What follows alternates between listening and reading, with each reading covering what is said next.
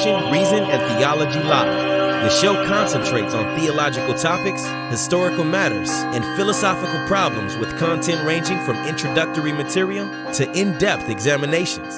And now, your host, Michael Lofton. Welcome back to Reason and Theology, everyone. Your host, Michael, on a Thursday evening going over who are the Desert Fathers. I love the Desert Fathers. If you don't know who they are, well, this video is for you. As I said, I really love the Desert Fathers. Extremely inspirational. There's so many benefits spiritually for reading them. Stories about their lives or things that they actually said. There's different sayings that you can read about the church, the Desert Fathers, and then again, stories and accounts of their lives that sometimes range from a snippet from, the size of a paragraph all the way to full-blown books. Well, we're going to talk all about that. But first, I want to just kind of introduce you to just a few of the Desert Fathers. In fact, I'm only going to go over 3 Desert Fathers today. I'll probably do some more, but individually moving forward. But I'm going to go over 3 different Desert Fathers, give you a quick bio on them. And after that, I am going to go over some of their writings, things that are said about them, stories about them, sayings, some of my sayings that I've been reading from the Desert Fathers lately that I thought were helpful. A couple of the reasons why you should read the Desert Fathers, and then also a few resources on, how you can begin getting into the Desert Fathers, because believe it or not, there's actually a lot of resources out there that are free. So you don't have to go out and spend any money if you want to know who the Desert Fathers are and read about their lives. You can simply, as long as you have internet, which I presume you do if you're watching the show, as long as you have internet, you can go and you can read all about the Desert Fathers for free.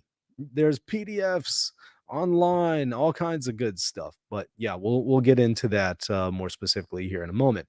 The first one, probably the most important one, at least in my opinion, is going to be Saint Anthony the Great, right?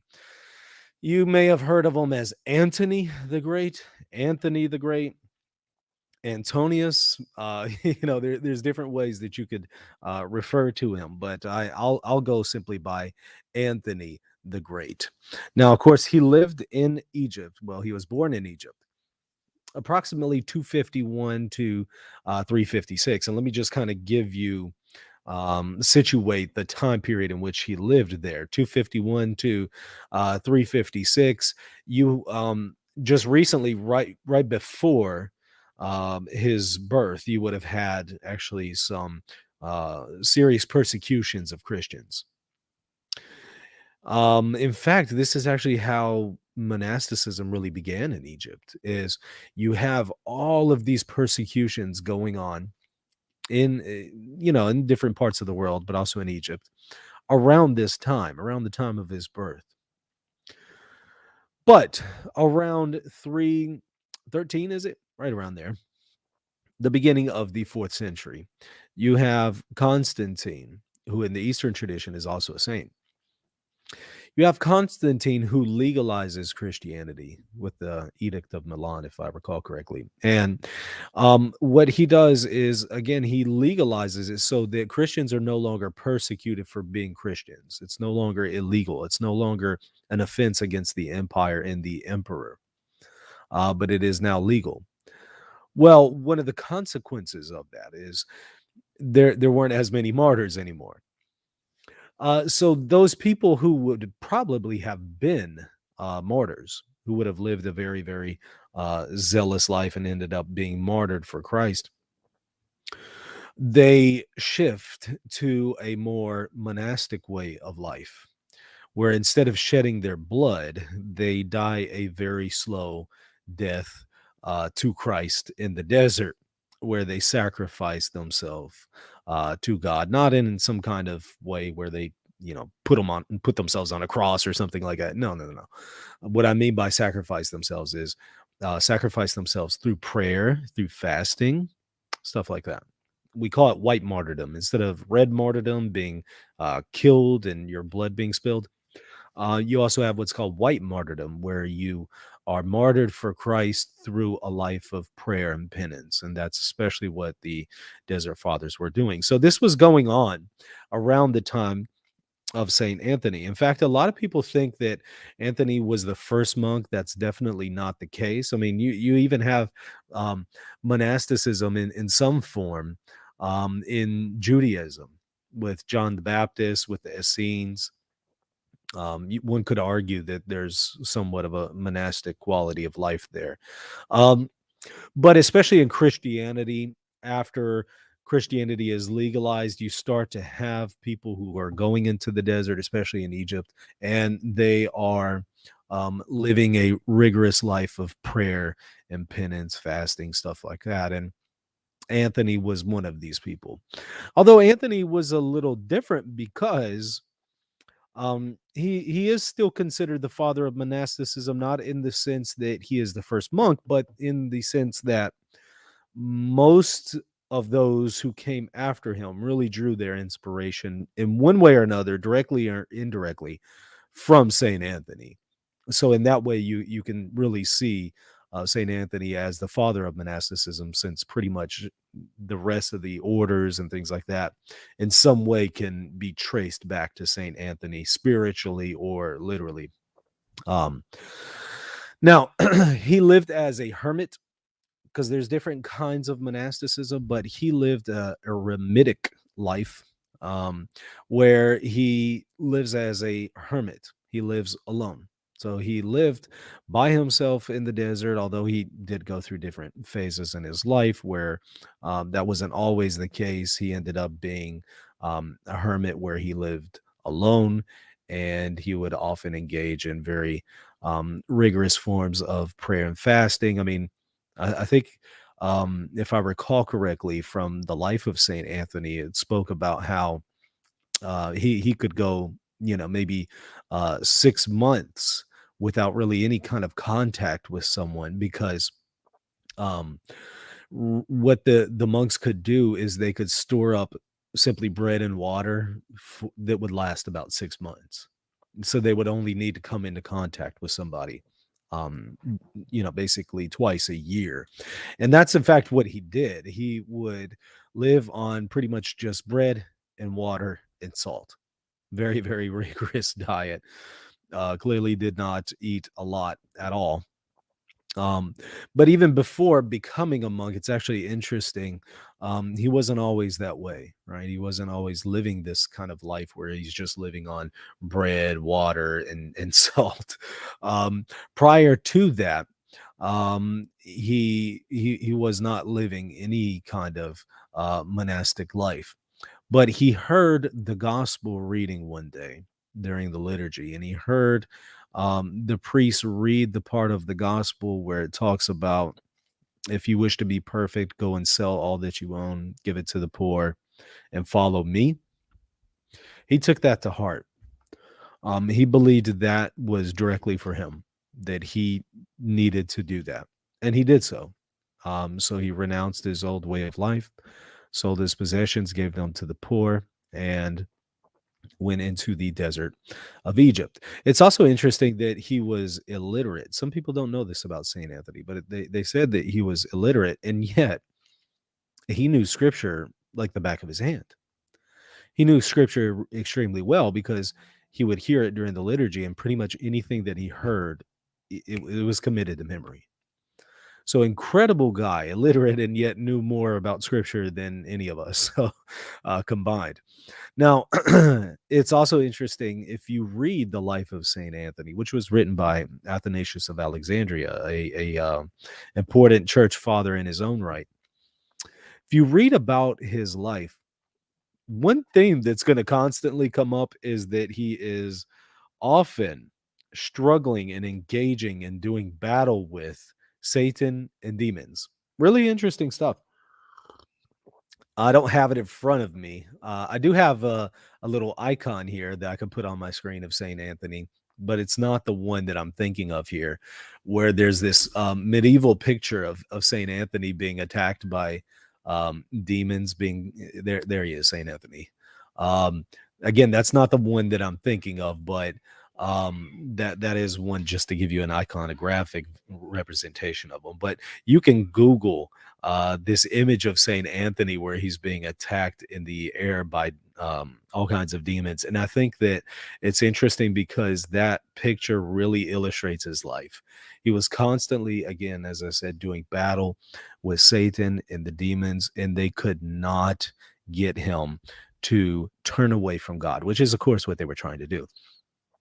They were harassing him. They were trying to tempt him. They wanted him to turn away from God. I mean, there are stories about how he would be walking through the desert, and then all of a sudden there's gold everywhere.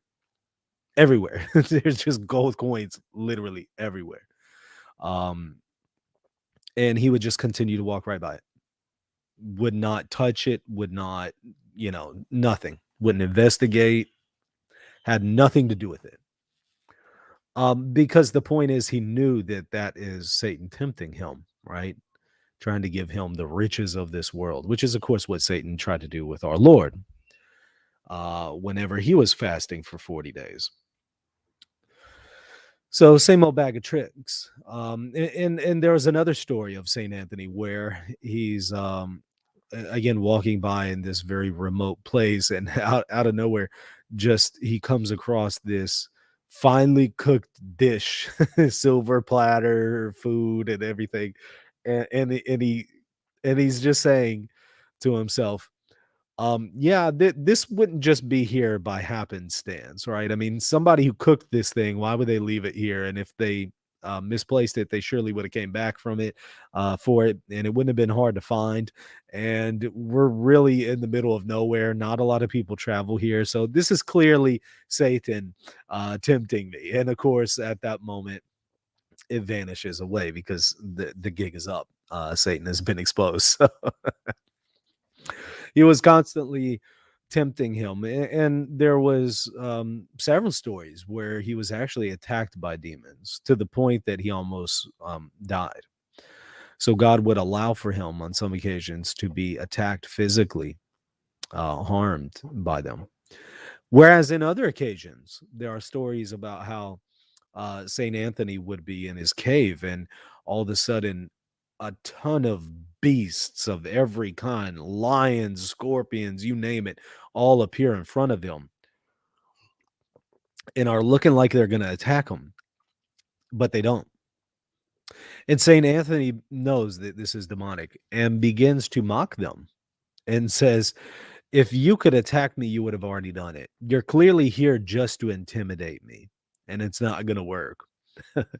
And then after that, a light appears, and Christ shows himself and vanquishes the devil. And he asked him, Saint Anthony asked the Lord, Lord, where were you? I was over here being intimidated by all these demons. Where were you? And he said, I was here the whole time, but I wanted to see how you would respond to this. So really interesting stories. I find him to be the most fascinating of the Desert Fathers. Like I said, the life of Saint Anthony that you could read by Athanasius of Alexandria, well worth your time. And I'll be sure to put a link to it in the description to this video. There are some other resources on there that include the life of Saint Anthony, but you can find, for example, newadvent.org, the life of Saint Anthony, written by Athanasius. Good translation there, easy to read, and really, really good stuff. So, and again, it's Athanasius who writes his biography because that's actually his friend. Athanasius knew him personally. So as Athanasius writes this biography, this is a man he knew personally.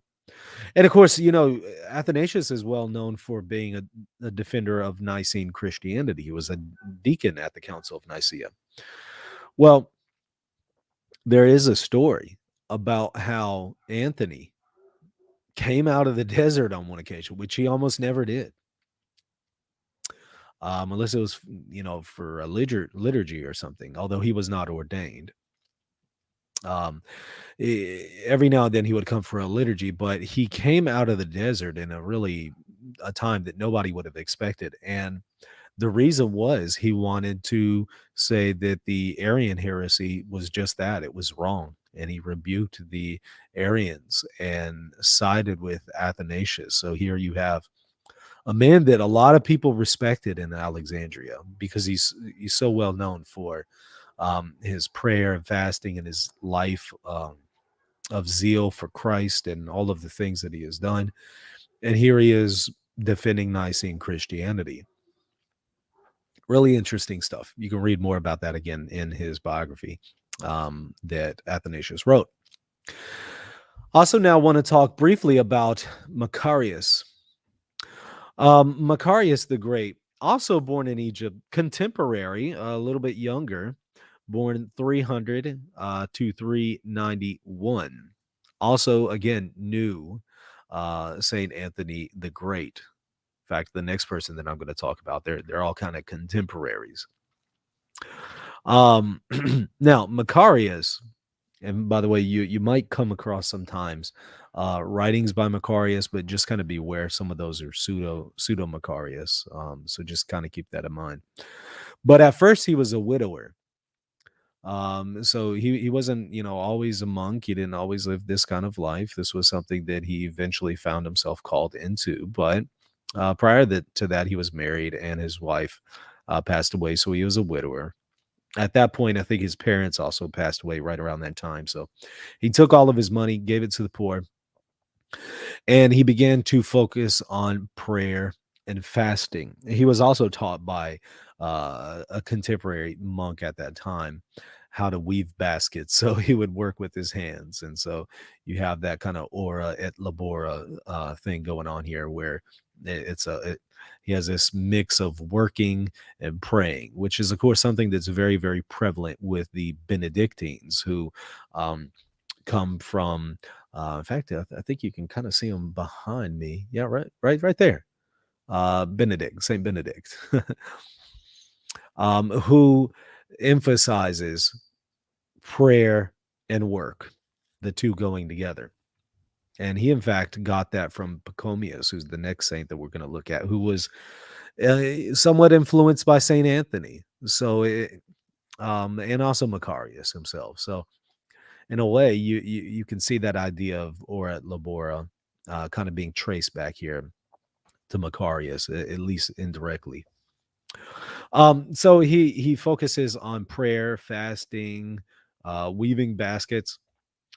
He lived also on very, very little food. When you read the Desert Fathers, this is something that comes up a lot. Now, some of the fathers ate more than others. I mean, there were different rules, right? This was more something that you chose as an individual.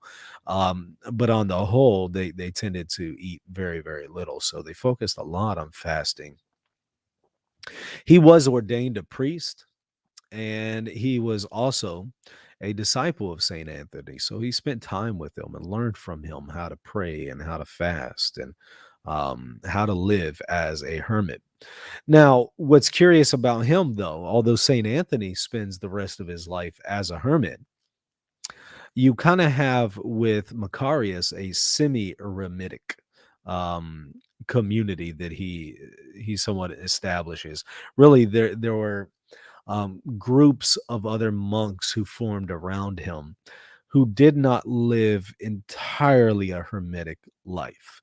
It was semi-hermetic, if you will, semi-eremitic, insofar as these monks that were gathered around Macarius, they would still live on their own, so to speak. They would do most of their prayer and fasting alone, but they would come together usually on Saturdays and Sundays to worship. So they would still have a little bit of a communal aspect, but it was still mostly, hermetic. You're on your own. So with Macarius, you have a little bit of a development here. You kind of have a mix between being a loner, if you will, being a hermit, and starting to somewhat come into communities. And this community that was formed around him, this somewhat loose community, end up turning into a full-blown monastery, which still exists to this day, which is incredible. I mean, 1700 years old, still going to this day. Now, you also have Pachomius the Great, also a contemporary of Macarius and St. Anthony. That's this guy right here. Again, these are guys just visually represented in icons. We don't know what they actually look like, right? We don't have an actual photo or anything of them. These are just icons that visually represent them. For whatever it's worth, I put them here on the screen. But of course, this doesn't fully encapsulate them, right? Now, Pachomius, really interesting saint as well. Also born in Egypt. You'll notice a lot of these desert fathers, it's in the desert of Egypt. Lived 292 to 348. What's interesting about him is he was originally in the Roman army. He did not want to be in the army. He was conscripted, but he was in the Roman army. He did not kill anybody. He did not see battle. But he was there for a while. And while he was in the army, he encountered Christians. And he saw how the Christians would behave and how they would feed the hungry. And he was really impressed by that. In fact, if you read the Christians of this, around this time period and even prior to that, they lived their faith so well, and it reflected in their actions so well that the world was really converted by their actions. People saw how they behaved, and it converted people more than any kind of apologetics YouTube channels like this, more than any kind of apologetic debates could ever do. The real evangelization, the real apologetics, if you will, the real way to convert people was through their behavior, their sanctity. And that had an impact on Pachomius as he saw their behavior and their exemplary lives. And he said that, when I'm done with this army thing, I'm going to go and look into Christianity, which he did. He was released from the army. He looks into Christianity and he becomes a Christian himself. Now, he begins to imitate the way of St. Anthony, his way of life, his prayers, fasting. But what's a little different about him is he actually built a monastery. He built a community. It's called a Cenobitic community, which is a little different than Eremitic, right? Eremitic was the community, well, not community. It's going to be where you're alone, you're hermit. You do your prayer and fasting by yourself. The Cenobitic is going to be you're actually gathered into a community, into a monastery. So he kind of goes the full way. What Macarius was doing, he kind of goes the full way where they're in a community together. Again, at first he was a hermit, but he felt led to establish this community for some of the weaker people who could not live the life of a hermit, because living the life of a hermit was incredibly rigorous. Some people couldn't handle it. So, but he felt like he should still provide something for them. So he built this monastery, and a lot of people came to it. It grew tremendously, very, very quickly, in fact.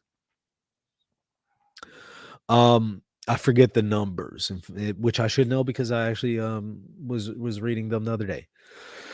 But it was to the point that if you stood in the middle, at Vespers, you could, in the middle of all these communities, you could hear the Psalms being sung all around you 360. I mean, there were just a ton of communities built around him. It's also interesting. I mentioned that Macarius was a priest. It was Athanasius who tried to ordain Pachomius, but he did not want it. He fled from his ordination, so he was not ordained a priest. He fled from it, and resisted it. He didn't want it. I think it was he who was saying that the beginning of ordination is the beginning that you will start to really be tempted by power and authority. So I think it was he who said that. It was one of the desert fathers who said it. So anyways, What's also interesting about Pachomius, one of the reasons why he's so important is not only because of his formation of a monastery, but and that way of life, but the rule of Saint Pachomius. He came up with a rule for this community, a rule on how they're to structure their prayer time in their lives. Although some of the things were still left to them to determine, how often they're going to eat and stuff like that. But he did kind of give them a rule. And this was very important and influential because then Saint Benedict was influenced by this rule. His rule was influenced by Pachomius's rule. Saint Basil visited his community, and he was influenced by that rule. Takes that back to Caesarea, and somewhat implements it there. So a lot of these fathers of monasticism, a lot of these fathers of different rules, kind of go back to Pachomius, who himself goes and learned from Macarius and especially Saint Anthony. So that's why, again, they say Saint Anthony is the father of monasticism, because in one way or another, all these people are learning from Anthony, and that's kind of disseminated to his disciples. So those are the three that I wanted to talk about. Now I want to get into some stories here, and then some of the sayings. This is the really fun stuff. That's just the autobiographical, stuff. But the fun stuff is when you start to read the stories about them and the sayings. That's when you really get inspired. Um, and I'll tell you, Athanasius does that really well in his biography. Very inspiring. When I first read it, I was incredibly impressed, and I was still a Protestant when I read it, in fact. But I was very, very impressed by the life of Saint Anthony, written by Athanasius. All right, there's a story about a monk. I believe it was Macarius, actually, but I don't quote me on that. A lot of these stories just end up being conflated in my mind because there's just so many of them. It's hard to keep up with who did what now. There was a story of a monk who was visiting a community, and this wasn't a monastic community. It was just like a regular city, or not necessarily a city, but a village, something like that. And there was a lady there who was pregnant, and she blamed him for it. She said that he was the father, and of course he wasn't. He's a monk. He was living righteously. He was not the father. You are not the father. So he wasn't doing any of that. But here's the interesting thing about this story. She claimed this about him, and he didn't deny it. It wasn't true, but he didn't deny it. He didn't actually affirm it either, but he didn't deny it. And the village people came to him and would beat on him and cuss him out and run him down and tell him, you need to do right by her and you need to provide for her because this is your child. So what he did is he took all that. He took all of the problems that came from the people in the community, all of the slander that came from them, all the pressure that came from them, and he provided for her. And it said that, in the throes of labor, she actually stated who the real father was. And at that point, everybody in the community felt bad because they had given them such a hard time, right? They had given this monk a horrible, terrible time. And here he was providing for her the whole time, and he wasn't even the father. Wow. We owe him an apology. So they go to apologize to him, and he's gone. He's gone. You know why he was gone? You know why he left? He did not want to receive their praises, the praises of men. He did not want to receive the praises of men because that would make him feel elated and puffed up and all of that. He did not want that. He felt like he deserved the insults that he was given because of his sins. So you come across these kind of stories and you just think, man, I feel rebuked. He wasn't even rebuking me with this story, but I feel rebuked because, I mean, I live a prideful life. I mean, I would take offense if somebody did that to me, right? And no, he didn't do that. So a lot of this stuff is very inspirational for us and how we ought to live. There's another story about one desert father, Moses the Strong, in this case, where he was being robbed on one occasion by four different robbers. And Moses the Strong, he was an Ethiopian. They call him Moses the Black or Moses the Strong. Same guy. He was a really strong guy. And he beats up the four robbers, beats all four of them up, ties them together, drags all four of the fathers before his abbot, and says, "Okay, what do you want me to do with them?" He's like, let him go, untie him and everything. And these people were so impressed by Moses the Strong and by his behavior that they actually converted and became monks themselves. So you'll hear of just stories where monks are doing things that you just wouldn't expect them to do, but it leads to something good providentially. So you come across these kind of more whimsical stories. I told you about the one where Saint Anthony was surrounded by demons in the cave, so I'll skip that one. Um, there's a few sayings here. Oh no! Before I get to sayings, one of my favorite ones, one of my favorite stories is about a monk. It was a young monk, and he was struggling with the sin of lust. He wasn't a monk for long. He was a young guy struggling with lust, and one of the older monks rebukes him and tells him, you're worthless, you're nothing, you can't even get over this issue, you might as well just go back into the city and just give up. And so he did that. He goes back into the city, gives up. He just became too discouraged. He had been fighting this sin of lust for too long and just couldn't put it away. And this other, monk rebukes him. So he just says, okay, well, I guess I need to give up. Well, he encounters another monk who tells him, what are you doing here? What's going on? Well, I used to be a monk and I left because I was struggling with this sin of lust. And I was told that I was worthless and I should just, leave and give up, go back into the city. And he felt really bad about it. This older monk hears this story about this young monk being told that he should leave the monastery, leave this way of life, leave his cell, leave his prayer and fasting, because this other older monk told him, you're worthless, you can't even get over this. So the older monk actually prays to God that this other older monk would be inflicted with the temptation of lust that the young man was enduring. Interesting stuff. Interesting prayer here.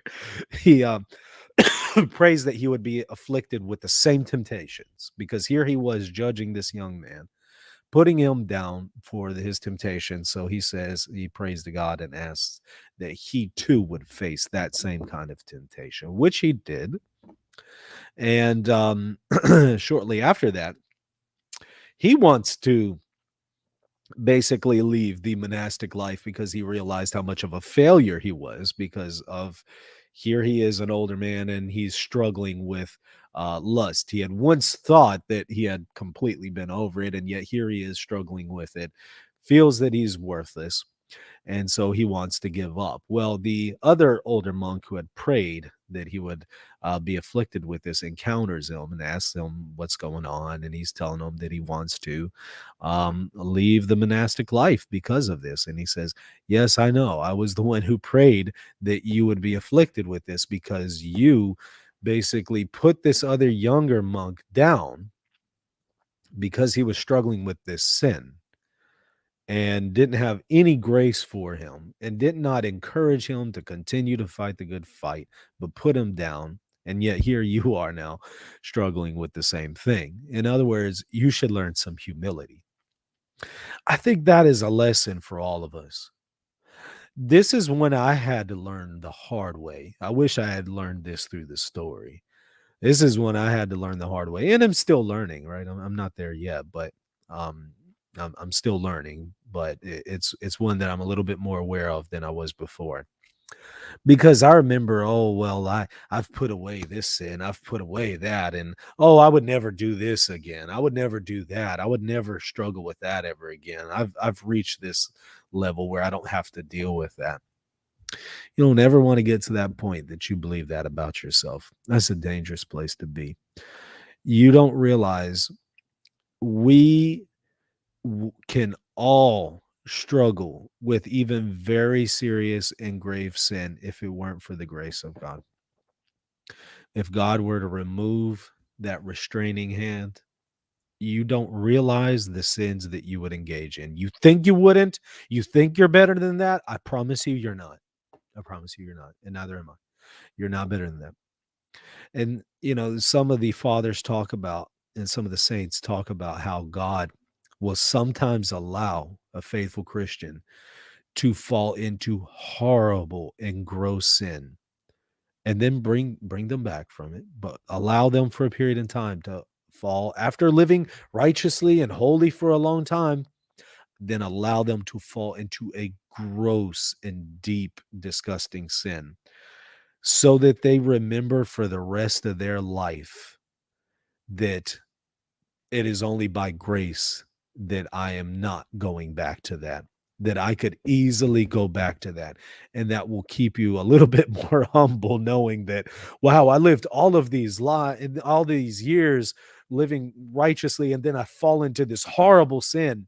If you know that about yourself and you know that that's a possibility, the rest of your life, you're going to remember, I ought never to think too highly of myself because I remember I was living righteously and fell into a very deep sin. That could happen again. That could happen again. I need to be humble and I need to pray for God's grace. Um, Sometimes we have to learn that one the hard way. And but you could sometimes you don't have to learn them the hard way. Learn from some of these desert fathers. So you can either read the desert fathers and learn from them, or you can experience that one yourself and learn it the hard way. So I love that story. That's a very, very interesting story because it really resonates with my experience on how things can be in the spiritual life, right? So I really love that story.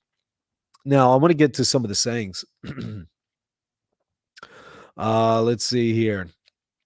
I don't have. I don't have them pulled up to where I could pull it up on the screen, but I'll just read them to you. The abbot pastor said, if a man has sinned and denies it not, but says, I have sinned, scold him not, for you will break the purpose of his heart. Let me stop there before I finish.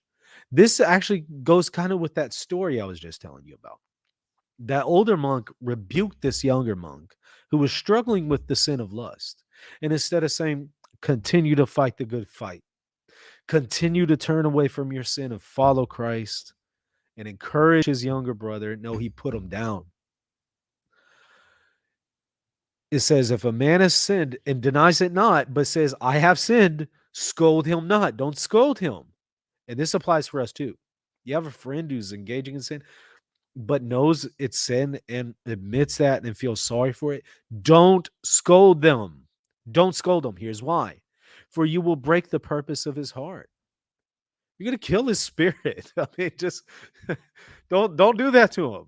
Encourage him, but rather say to him, "Do not be sad, my brother, but watch yourself hereafter, and you will rouse his heart to repentance." Kind of similar to what Jesus told some of the people: "Go and sin no more." He doesn't scold them, but watch yourself hereafter. Go and sin no more. He doesn't offer that word of caution. Okay, you're sorry, you're sad. That's good. That's good. Um, don't be sad. God is merciful. God forgives you. But watch yourself so that you don't fall into this again. So little sayings like this that you can read from the fathers, I love. The devil appeared to a brother in the disguise of an angel of light, saying to them, saying to him, by the way, I saw here in the chat, Pachomius would have hated Pachamama. I'm not a Pachamama defender. I don't think it was prudent, as y'all know. Um, but by the same logic that gave us Pachamama is the same logic that gave us some of the elements that we have in the Catholic Church as well. Now, I can only say that because I don't believe that the people who are at the Vatican Garden were engaging in some kind of idolatry. Maybe some of the other people outside of that ceremony were. But the people at the garden said it was Our Lady of the Amazon. So what they were doing is they were taking pagan symbolism and applying it to the Virgin Mary. Prudently or not, rightly or not, that's what they were intending to do. So the people there weren't intending idolatry. Maybe some of the other people afterwards were. I don't know. It's definitely imprudent, definitely scandalous. But that same logic also gives rise to quite a bit of the elements that you find actually in Christianity that you might not be aware of. So keep that in mind. Don't throw out those quick insults that will try to sound like they are rebuking the current church. And it sounds like it's righteous and pious. In fact, it's not pious. You're in fact condemning yourself if you're a Catholic, because the same logic that is used for some of this stuff is the same logic that we use for some of the things that we have in the Catholic Church today. There are actually quite a few elements that are in the Catholic Church that we baptized from paganism. That's just well-known historical fact. So, though it may sound righteous, like what you're saying, in fact, it's not. I think it's actually an insult. So, but I won't block you this time. I'll let you slide on that one. But fair warning, I don't appreciate trolls in the chat at all. So just beware of that. Okay, so another one. The devil appeared to a brother in the disguise of an angel of light, saying to him, I am the archangel Gabriel, and I was sent to you. So this angel, disguised as an angel of light, it's actually a demon, tells him, I'm the angel Gabriel. Sound familiar, y'all? Y'all know what I'm talking about. It's all right. And I was sent to you. Make sure you weren't. And he says, the monk tells the angel of light, make sure you were not sent to somebody else, said the brother to him, for I am not worthy to see an angel. And the demon immediately disappeared. So what's going on is, of course, Satan appears as an angel of light, as scripture says. He tries to appear as something good, but in fact he's evil. And this demon appears to the monk, and the monk has enough humility to say, an angel wouldn't be appearing to me. I'm not worthy enough for an angel to appear to me. Are you sure you were meant to see me? I think that you got things confused, Mr. Angel. I think that you were supposed to go and see somebody else. And so at that point, he knew the gig was up, and so he disappeared. I love that. Here's another one. A brother asked an old man, saying, what shall I do, father? For I do nothing a monk should, but in a kind and heedless, in a kind but in a kind of heedlessness, I am eating and drinking and sleeping, and always full of bad thoughts and great perturbation, going from one task to another, and from one thought to another. Does that sound familiar? I mean, that sounds like us, right? We struggle with them. And the old man said, sit thou in thy cell and do what thou canst, and be not in trouble, for the little that thou dost now, the little that thou dost now is even when Anthony did great things and many things of the desert. For I have this trust in God, that whoever sits in his cell for his name and keeps his conscience shall himself be found in Anthony's place. What is this saying? Well, what it's saying is, this guy's struggling with sin, and he's saying, look, I don't do anything right. I don't do the right. I struggle with the fasting. I struggle with the prayer. I struggle with the interior life. And I have all these sins that I'm struggling with. I basically want to just, I'm a joke for a monk. Why am I even here, basically? And the older man says, go to your cell, pray, do what you can, and don't be troubled. Do what you can and don't be troubled. And if you do that, if you're faithful with what you can do, it's just as righteous as Saint Anthony, who could do so much more. Because again, it's the intent of the heart more than the actual um, physical ability. It's the intention of the heart that most counts. You do that, you'll be in the same place as Saint Anthony. I like that because that's something that we need to hear. We're not in the desert or in a monastery. We're living our lives, right? Here in the world. We have to deal with a 9 to 5. And we're fathers and we're mothers. We live in cities and we have to deal with all of the things in this world. How can we be in the place of Saint Anthony? How can we ever be in the same heaven that Anthony is in? Well, be faithful to what you have and in the position that you're in. You're a mother, be a good mother. You're a wife, be a good wife. You're a husband, be a good husband. You're doing this or that vocation, do it well and do it for the Lord.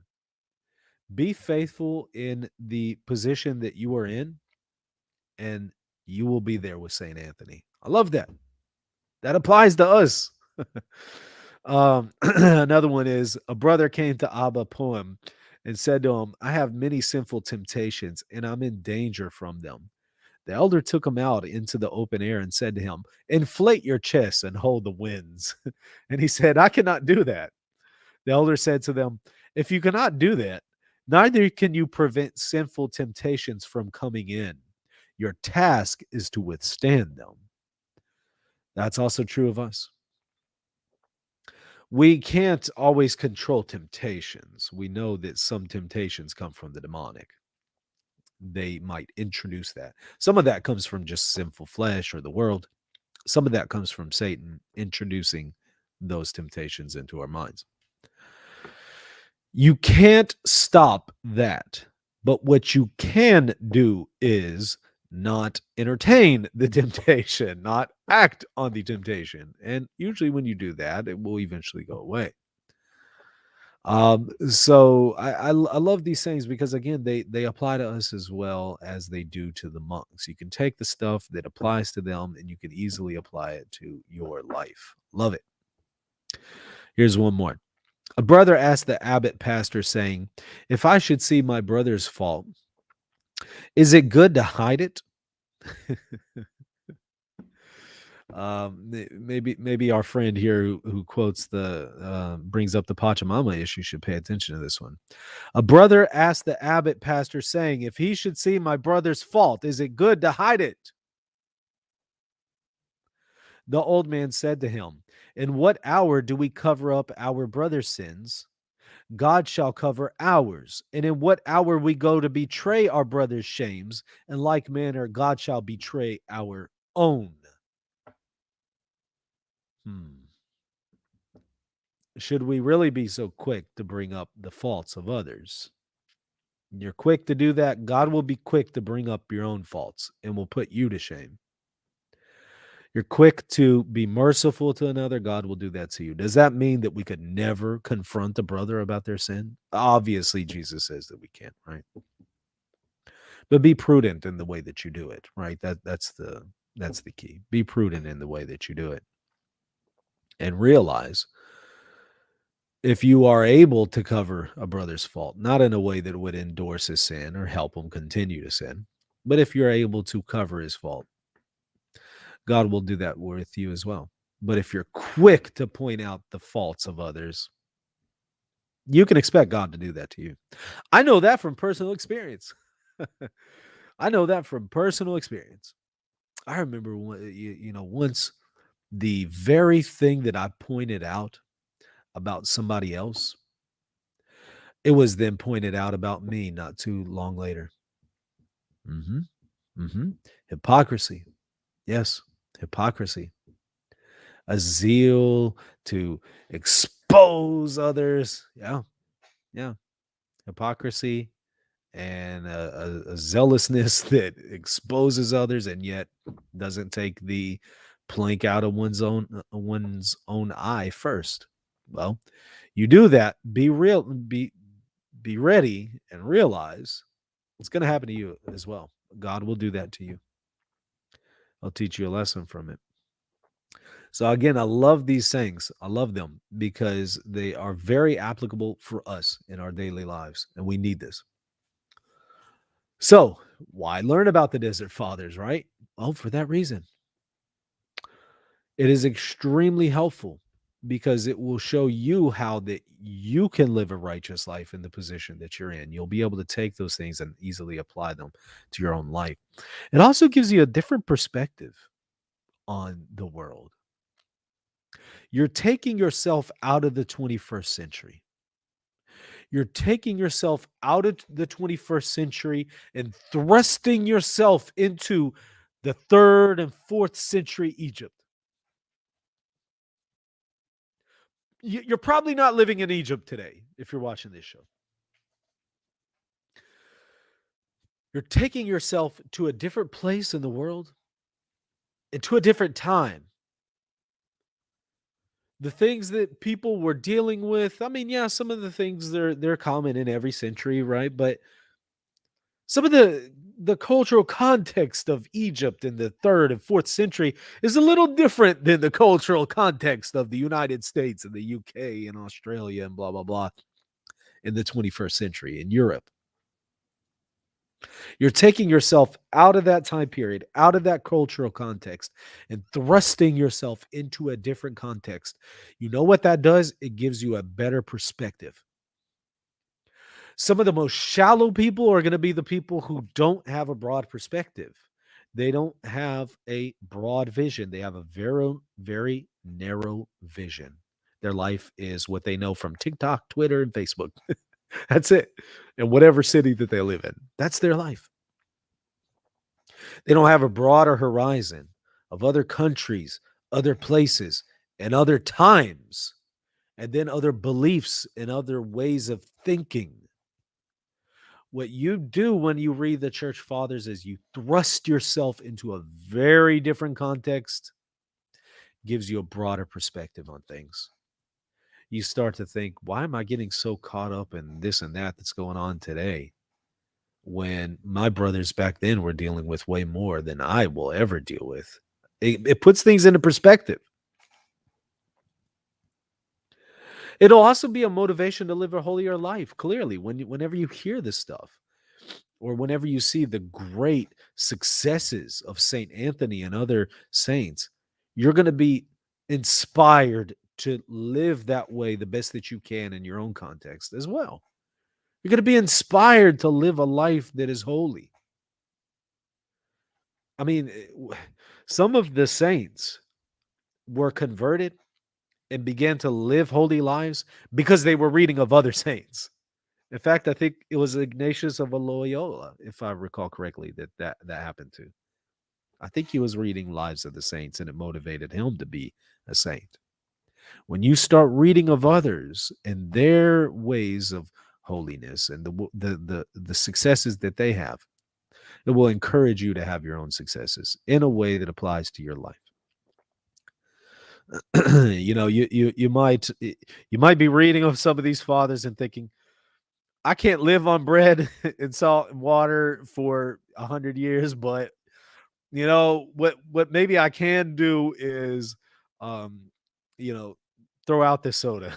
I don't need this soda. Throw away this fast food. I don't need it.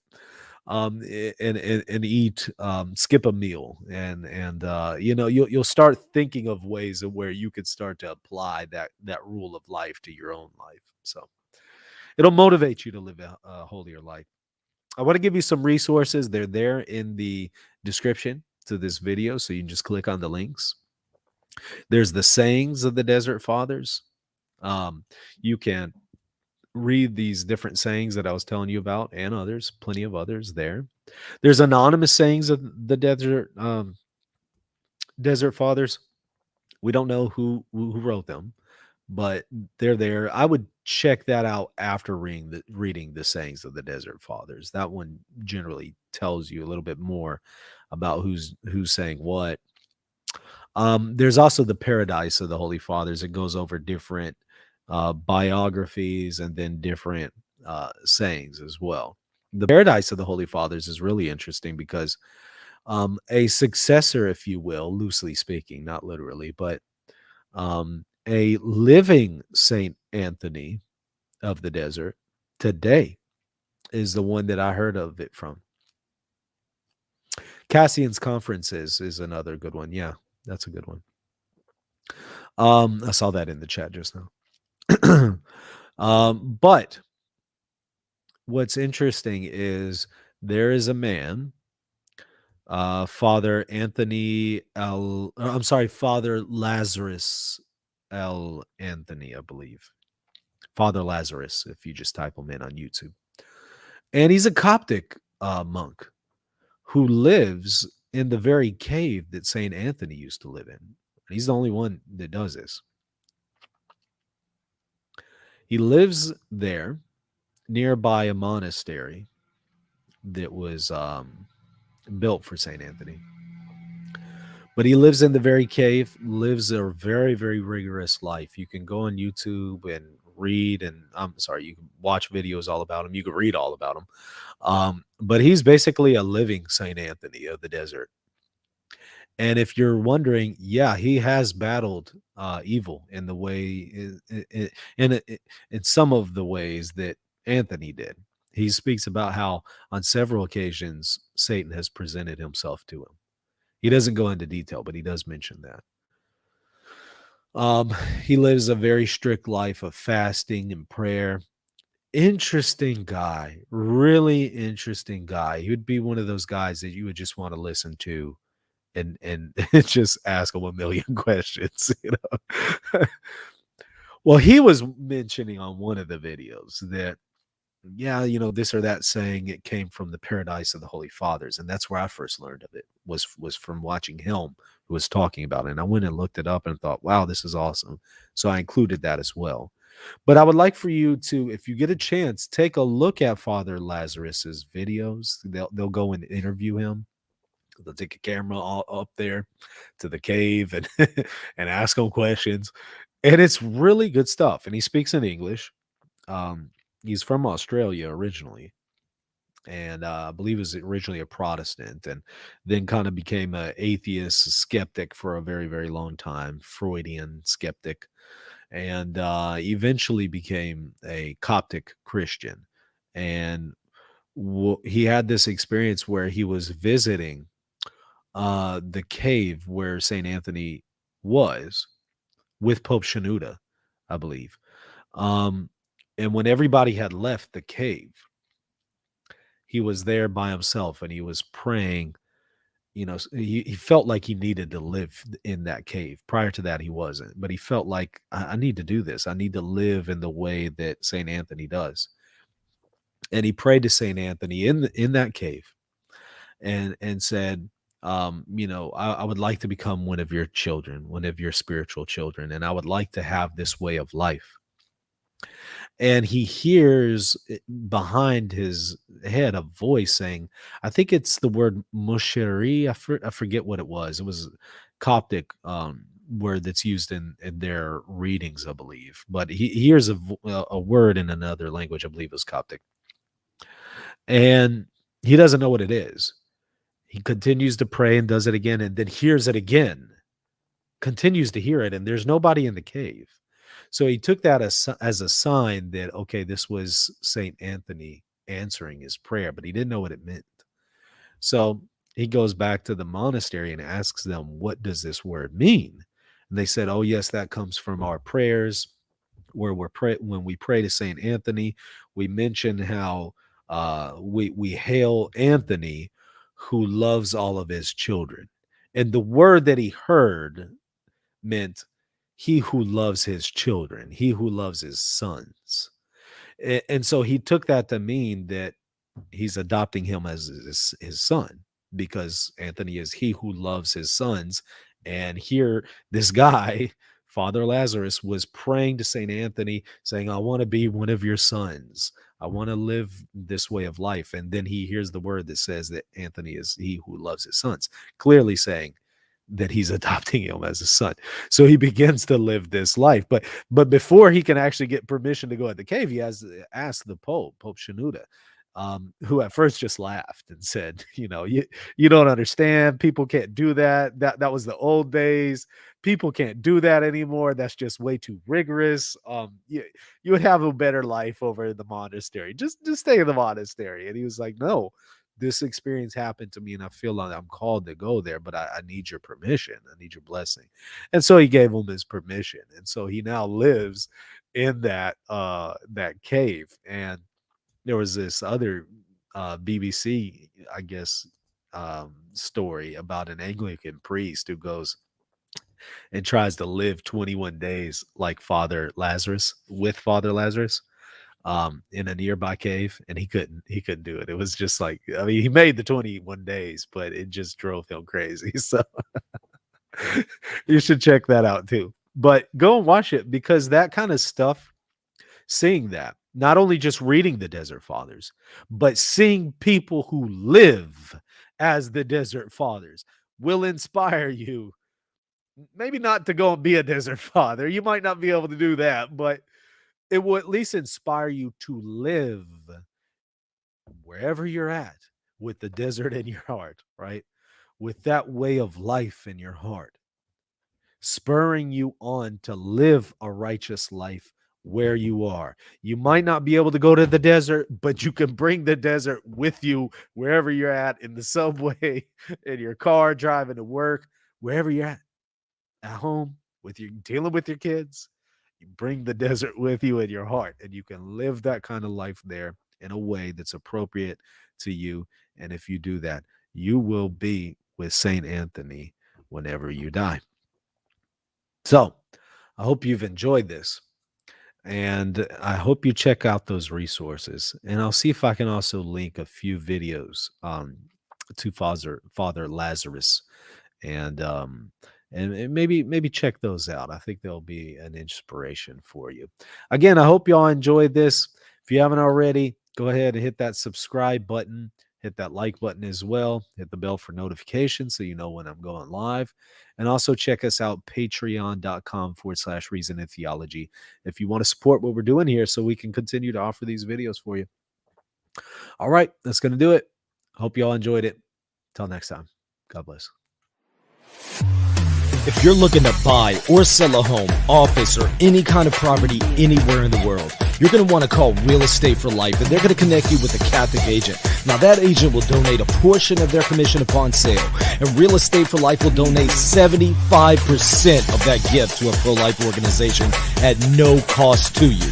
Call Real Estate for Life at 1-877-LIFE-US1 or text them 248-431-1440. If you care about the pro-life cause, call them now.